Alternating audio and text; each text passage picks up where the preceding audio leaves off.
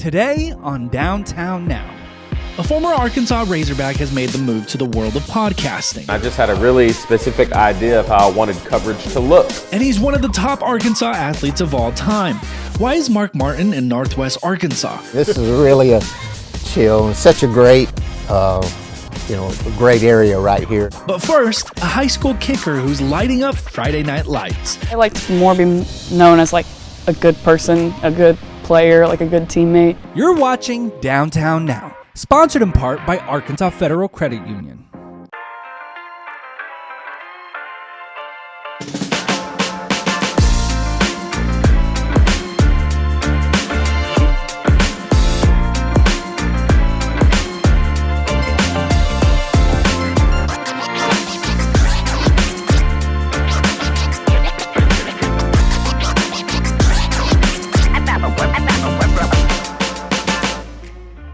Welcome to Downtown Now, a television show dedicated to the city of Bentonville, and this episode is challenging you to expect the unexpected. You know, Dana, sometimes in life you have to challenge the norm, you have to change the game, but it's all about the surprises at the end, and in our storytelling, those surprises are so important. And that's exactly what we found under the Friday Night Lights here in Bentonville, where one athlete found that hard work and heart matter more than labels. Under the Friday Night Lights, number 50 takes 2 deep breaths. A snap, a hold, a kick. Precision, practice 100 times daily. Her name is Kylie Salee. She's a football player, and yes, she's a girl. But if you ask Kylie, that's not the story she wants told. I honestly don't like to be known as the girl kicker. I like to more be known as like a good person, a good player, like a good teammate. Girl kicker. It's a label, a quick, lazy feature in the local news, but Kylie kicked her way beyond the headlines with determination to compete equally in a sport where she's the exception. Surrounded by crashes and contact, Kylie's job takes precision and calm. Every single time I go out, it's just 2 deep breaths. This is what you do 50, sometimes 100 times a day during practice, so it's just muscle memory at that point. So as you transition from soccer to football, I read or heard that you searched on YouTube about how to kick the farthest field goal. Tell me about that YouTube search. Yeah, that was just really me trying to nail down my technique as a player, because we don't have coaches here that necessarily teach proper form and mechanics and stuff like that, because we don't have a position coach for that at BHS yet. And so I really just went there trying to figure out how I could get my technique up to par with everyone else. And then obviously as a girl, it's strength training. I can't get as far strength training. And so I was like, well, if I can excel in my technique, then I can at least be better than I am now. And so it seemed to work out. Before the coin toss and the cheers, on Friday afternoons, the rest of Kylie's team huddles in the locker room while she kicks off her pregame ritual, sitting in silence alone in her car outside an empty stadium. Not out of place, just in her place. It's good to have that 45 minutes, sometimes an hour and a half of just sitting there and just like enjoying the silence, because I know it's going to get loud later, so I'm trying to keep my peace as much as I can.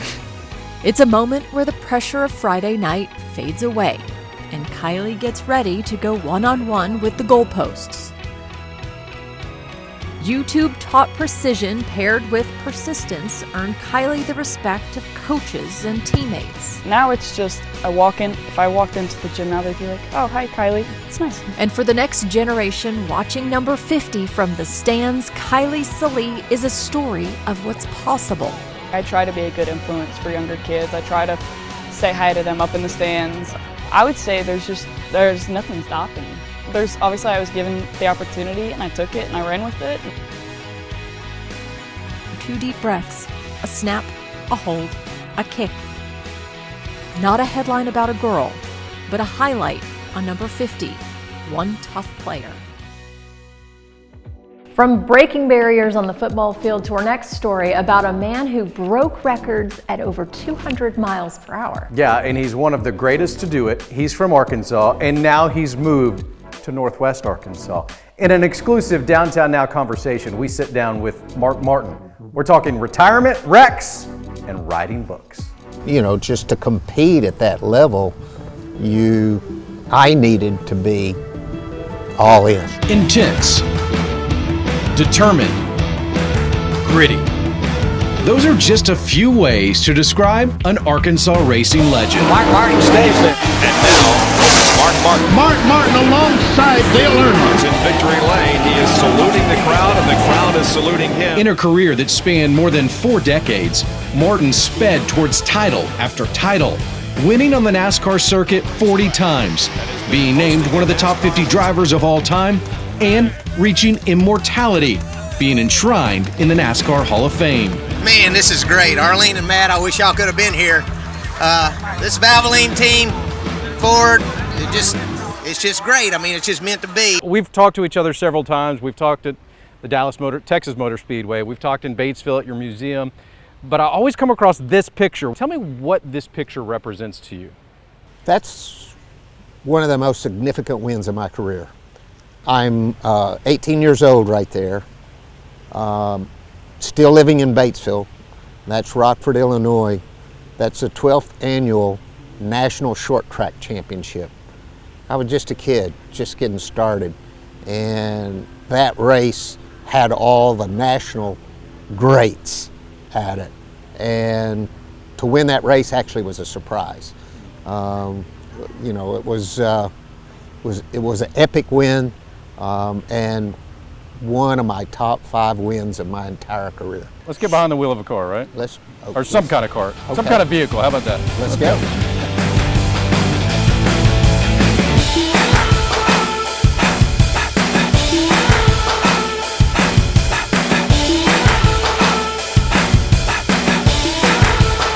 I raced because that was the only thing that I was really good at. So I found that early, 15 years old, that I was pretty good at it, and it's nice to be. That's really the biggest thing that I miss about racing, is I miss being good at something. He has won 4 in a row. Mark Martin continues to eat into the points lead of Dale Earnhardt for the 1993 NASCAR Winston Cup Championship. So I've been in a NASCAR simulator, but how bad is a NASCAR wreck? It's got to be, I got to say, it's got to be hell. Some of them hurt. A lot of them didn't hurt as bad as they looked. But I had probably a dozen that were extremely painful.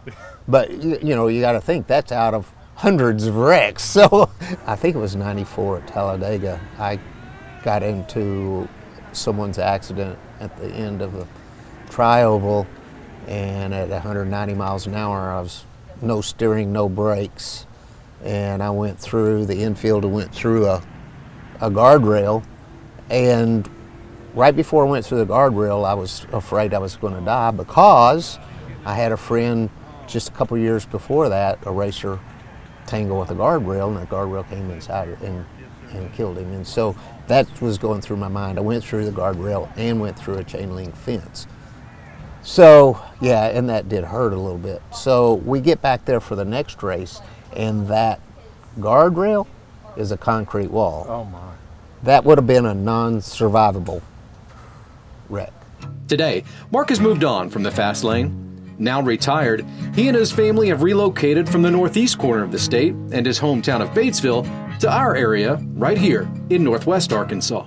It's kind of the shift there. Like, you can be just chill and relax now. Yeah, and I love it. You know, I have loved being retired.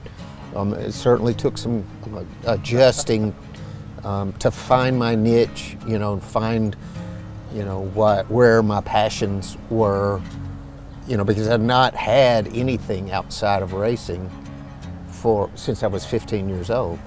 And so, you know, for 40 years. So, you know, I had to kind of reconnect with the person that I was before I started racing. I want to go back to the uniqueness of Bentonville for a minute, and we're sitting here in the Big on Bentonville golf cart, and this is, I don't know about you, you've traveled a lot more than I have. This is pretty special. It's really special. It's special to have a driver. I love it. That makes it even more relaxing. This is really a chill. It's such a great, great area right here. The square is, and it's sort of a different pace than. Doesn't feel like it's the high pace that you have. You're not going 180 miles an hour, turning left. Yeah. Now, Mark can't put the racing world entirely in his rearview mirror. He and his son Matt have been working on a book. It's about racing, family, and telling stories that many of us have never heard. As for the title, Never Lift. And the reason for that is my dad. There's a lot in the book in the beginning about my dad. He's my hero. He was something else, quite a character. And he kind of lived by that. He was wild. And he believed that if you were going to wreck, stay in the gas. Oh my God. Speed will overcome. Just think of it. So Just think. If you're going to go in the ditch, if you go in at 40 miles an hour, it's bad. Yeah. If you go in at 140 mile an hour, you might just clear that thing. I mean, he's that crazy. He was crazy. You're talking about 40 wins on the big circuit, 5 runner-ups when it comes to the season title. When you talk about those intensity, determination, grit, how proud are you of your career and the fact that these are the things that people associate with Mark Martin? Well, it does make me proud. All I can say is, if they think that's me, they should have known my dad. Mark Martin stays there. Saluting the crowd, and the crowd is saluting Mark him. Martin alongside Dale Earnhardt. Mark Martin getting his second win of the year. Mark Martin in victory lane here for the Mountain Dew Southern 500. He was 10 times over, as gritty and determined and all. There were drivers that were more talented than I, but I knew that I could beat them if I outworked them, and so we did that. We worked hard. Thanks, Mark Martin, for hanging out with us here in downtown Bentonville. We did invite him to First Friday next year, so who knows when you might see him. Well, from football fields to movie sets, we're going to introduce you to 2 men who stepped away from the spotlight only to find purpose in unexpected places. That's next.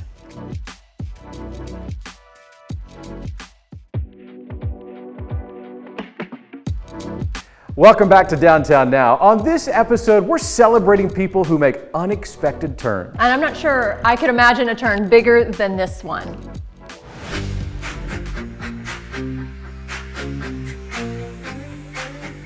When I was a kid, I was just absolutely in love with bikes. Really had a propensity to understand the mechanical properties of bikes. I'm a self-taught engineer and basically taught myself bike design. When I was in college, I was in the drama department. I got certified in stage combat, and that kind of like sparked my interest in the action part of theatrics. I was doing stunt work in Texas at that time. Really what I wanted to do was create. That fueled my passion. I moved to Los Angeles to become a director and writer, and stunts was like a side hustle that basically helped pay for the bills. But at the end of the day, my love for bikes kind of won out. So this is the pinion gearbox. This single device has 12 speeds enclosed in this single unit, which mounts towards the bottom bracket area where the cranks are. So effectively removing all the cassette, the big derailleur that hangs down here, all of that's gone. That's really critical on a mountain bike when you've got rocks and other things, other obstacles that technically can shear your derailleur right off your frame. Basically, all 12 speeds live here. They're electronically shifted. A lot of people think this is an e-bike, but it's not. It's an acoustic bike that just has all of the gearing inside this shell. It's a pretty incredible system. Like I said, electronically shifted and 12 speeds. Bentonville was the bike scene here. Visited about 2 years ago and saw what they were doing. I was in Los Angeles, I was in Portland, Oregon, I was in Bend, Oregon, I was in Colorado. None of those places have a community of bike industry like Bentonville. The quality of life is so amazing in Bentonville. The bike culture here is just phenomenal. So for what I'm doing and for what I love, being here, being in Bentonville is really an incredible opportunity to really connect with people. He found purpose in the unexpected, much like DJ. DJ Williams, former Arkansas Razorback, he won awards on the football field. He won awards being a news journalist. He's now retired twice from both of those things, and he's moved his attention over to the world of podcasting. So what's interesting, I started in news, and in the past 3 to 4 years, you start seeing the shift to this digital platform, the streaming platforms. And I was like, let me go ahead and tap into that a little bit. So DJ left his second career in the TV news world to jump into his very own brand. 4th and 5 is setting records across Arkansas. This team of former Hogs and even a former Miss Arkansas What's up, 4th and 5? We are here in downtown Bentonville at the Farmers Market. are not only talking about the X's and O's of Razorback football, this brand is also diving into the recruiting world and traveling around the state, interviewing some of the best high school athletes. All right, I'm here with the #1 recruit in the state.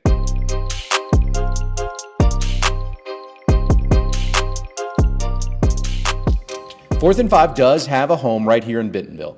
As you just saw, the Farmers Market plays host to this pregame podcast when the Razorbacks are playing away from Northwest Arkansas. All good. As you can see, it's slowly starting to pan in as we go and take a look at downtown Bentonville. But let's go ahead and welcome everybody into the show. You're watching 4th and 5. Yeah, I'm very humbled, very excited, but also feel the pressure. You know, now it's on. You know what I mean? The certainties of working for a company that, you know, you have your paycheck coming. And so, yeah, it was a big roll the dice moment, you know, but I really do believe in this product. But most importantly, I really do believe in the team that I've built around me. I know you can't do stuff by yourself, and now I've been able to create something with my friends, and it's just like we're hanging out, but we're also very strict and detailed about how we approach things, but I'm very excited to see where this goes. Here's some breaking news for you. You'll see DJ Williams a little bit more right here in Bentonville and right here on this show next season. And we promised surprises, and up next, a local chef dropped a piece of trivia that had us all saying, wait, what? Huh?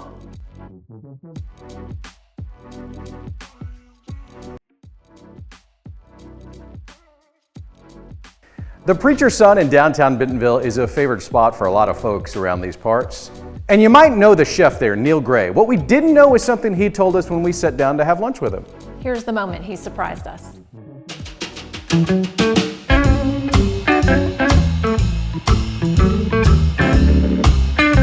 Cheers. Cheers. Welcome. I want to dive into not the food yet, but the surroundings. A building built in the 1800s. You might know more specifics than me, to be honest. It's still got to be pretty special to come to work and create food and artwork in an environment like this that has been around for so long. It's quite the backdrop, right? Right. Yeah, a lot to live up to just within these walls, for sure. But it's very inspiring. It's inspiring to step into this building and you know, be in this quite literal sanctuary and think of this as our work home. It's always a pleasure every day. I started working in restaurants at a really young age, and I worked at a local steakhouse in a small town called Malvern, Arkansas, and I worked at the local Western Sizzling. Started there when I was young and very impressionable, and I really loved the restaurant scene and the cast of characters that are in a restaurant, the adrenaline of a rush, and you know, really just the concrete feeling that you get when feeding people and making people happy. You know? Really just being in the service of everyone that came in there and seeing them smile.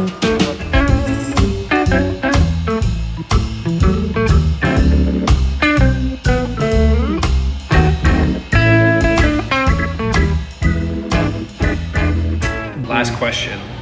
Is it true, I don't know if you've ever seen Ratatouille, the Pixar movie, is it true that anyone can cook?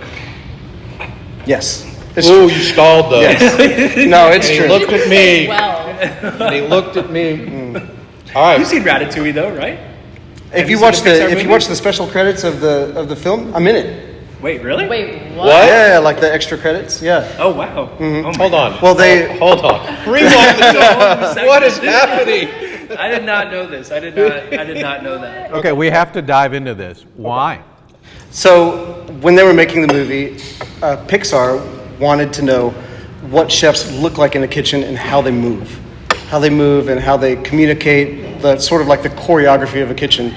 And I was working at the French Laundry at the time, and they came to the French Laundry to film that, to sort of, I guess, model their animation after. Wow. You can find much more on Chef Neil Gray and The Preacher's Son over on our YouTube page. They should probably subscribe, Dana. Look it up at Downtown Now. That's it for this episode. Thanks for watching. We'll see you next Sunday.